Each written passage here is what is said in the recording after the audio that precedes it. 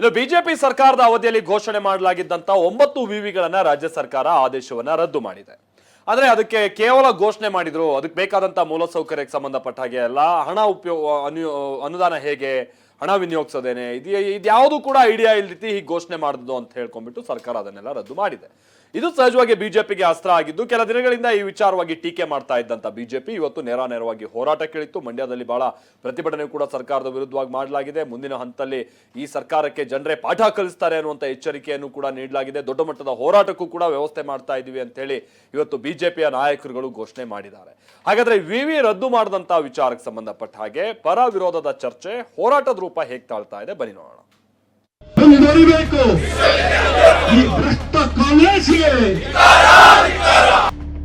ಹೌದು, ಏನು 5 ಗ್ಯಾರಂಟಿ ಕೊಡ್ತಾ ಇದ್ದಾರೆ, ಅದಕ್ಕೆ ಹಣ ಹೊಂದ್ಸಕ್ ಆಗ್ತಾ ಇಲ್ಲ ಅವ್ರ ಕೈಲಿ. ಎಲ್ಲೆಲ್ಲಿ ಹಣವನ್ನ ಉಳಿಸ್ಬೋದು ಆ ಉಳಿಸೋವಂಥದಕ್ಕೆ ಈ ಮಾಡಿರುವಂತ ಒಂದು ಕುತಂತ್ರ ಅಷ್ಟೇ ಇದು. ಯೂನಿವರ್ಸಿಟಿನ ಮುಚ್ಚಾಕೋ ಅಂದ್ರೆ ಆ ಬಿಲ್ಡಿಂಗ್ಗಳೆಲ್ಲ ಏನ್ ಮಾಡ್ತೀರಾ, ಬಾರ್ಗಳು ಮಾಡಿ, ಒಳ್ಳೆ ಲಾಭ ಬರ್ತದೆ ನಿಮ್ಗೆ. 9 ವಿವಿಯ ಬಾಗಿಲು ಬಂದ್ಗೆ ಆಕ್ರೋಶ. ಭ್ರಷ್ಟ ಸರ್ಕಾರ, ಇದೊಂದು ಕಮಿಷನ್ ಸರ್ಕಾರ. ಹೌದು, ಬಿಜೆಪಿ ಅವಧಿಯಲ್ಲಿ ಘೋಷಿಸಿದ್ದ 9 ವಿವಿಗಳ ಬಂದ್ಗೆ ಸರ್ಕಾರ ಮುಂದಾಗಿದೆ. ಇದು ಬಿಜೆಪಿ ನಾಯಕರನ್ನ ಕೆರಳುವಂತೆ ಮಾಡಿತ್ತು. ಇಂದು ಮಂಡ್ಯದಿಂದಲೇ ಸರ್ಕಾರದ ವಿರುದ್ಧ ಬಿಜೆಪಿ ನಾಯಕರು ಸಮರ ಸಾರಿದ್ರು. ಕಮಿಷನ್ ಸರ್ಕಾರಕ್ಕೆ ತಕ್ಕ ಪಾಠ ಕಲಿಸ್ತೀವಿ ಅಂತ ಎಚ್ಚರಿಕೆಯನ್ನ ನೀಡಿದ್ರು.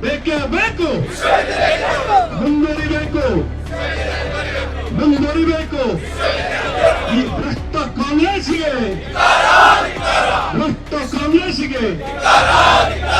ಹಾಗಾಗಿ ಆತ್ಮೀಯರೇ, ಎಂತ ಹೋರಾಟಕ್ಕೂ ಸಜ್ಜಾಗಿದೆ. ವಿವಿ ರದ್ದತಿಗೆ ಮುಂದಾದ ಸರ್ಕಾರದ ವಿರುದ್ಧ ಬಿಜೆಪಿ ಸಮರ. ಮಂಡ್ಯದಲ್ಲಿ ಆರ್ ಅಶೋಕ್ ನೇತೃತ್ವದಲ್ಲಿ ಭಾರೀ ಪ್ರತಿಭಟನೆ. ಮಂಡ್ಯ ವಿವಿ ಸೇರಿದಂತೆ ರಾಜ್ಯದ 9 ವಿವಿ ರದ್ದತಿಗೆ ಮುಂದಾದ ರಾಜ್ಯ ಸರ್ಕಾರದ ವಿರುದ್ಧ ಬಿಜೆಪಿ ನಾಯಕರು ಪ್ರತಿಭಟನೆ ನಡೆಸಿದ್ರು. ಮಂಡ್ಯದಲ್ಲಿ ವಿಪಕ್ಷ ನಾಯಕ ಆರ್ ಅಶೋಕ್ ನೇತೃತ್ವದಲ್ಲಿ ಪ್ರೊಟೆಸ್ಟ್ ಮಾಡಲಾಯಿತು. ಪ್ರತಿಭಟನೆಯಲ್ಲಿ ಶಾಸಕ ಅಶ್ವಥ್ ನಾರಾಯಣ್ ಸೇರಿದಂತೆ ಪ್ರಮುಖ ಬಿಜೆಪಿ ಜೆಡಿಎಸ್ ನಾಯಕರು ಭಾಗಿಯಾಗಿದ್ರು.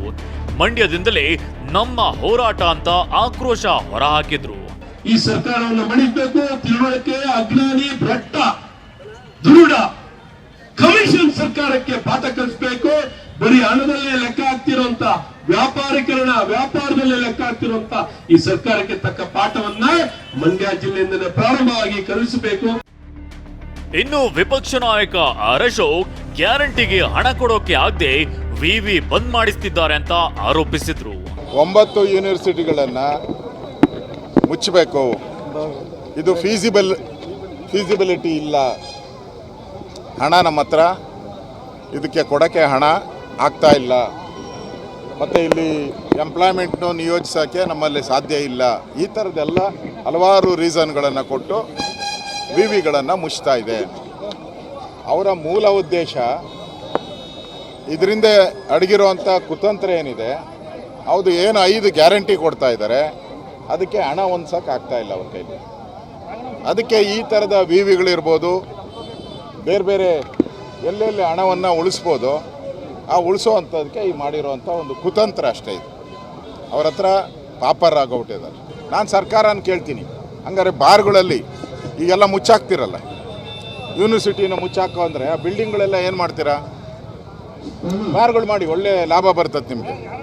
ಬಾರು, ವೈನ್ ಸ್ಟೋರ್ ಎಲ್ಲ ಮಾಡಿ ಒಳ್ಳೆ ಲಾಭ ಬರ್ತದೆ. ಹೆಂಗೋ ಅಬಕಾರಿ ಮಂತ್ರಿ ಹಳೆಯವನ್ನೆಲ್ಲ ಇವಾಗ ರೀಓಪನ್ ಮಾಡ್ತಾ ಇದ್ದಾರಲ್ಲ.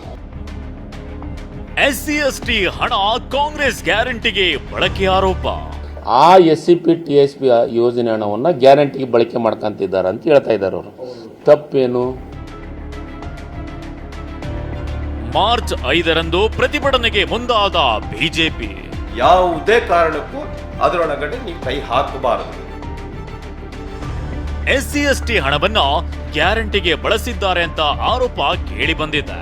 ಇದನ್ನ ಖಂಡಿಸಿ ಸರ್ಕಾರದ ವಿರುದ್ಧ ಮಾರ್ಚ್ 5ರಂದು ಪ್ರತಿಭಟನೆಗೆ ಬಿಜೆಪಿ ಮುಂದಾಗಿದೆ. ದಲಿತರಿಗೆ ದ್ರೋಹ ಮಾಡಿದ್ದಾರೆ ಅಂತ ಬಿಜೆಪಿ ಆರೋಪ ಮಾಡ್ತಿದೆ. ನಾಳೆ ದಲಿತ ಸಂಘಟನೆಗಳ ಜೊತೆ ಬಿಜೆಪಿ ಮುಖಂಡರು ಸಭೆ ಮಾಡಲಿದ್ದಾರೆ. ಮುಂದಿನ ಹೋರಾಟದ ಬಗ್ಗೆ ಸಿದ್ಧತೆ ನಡೆಸಲಿದ್ದಾರೆ. Bureau report ಟಿವಿ9.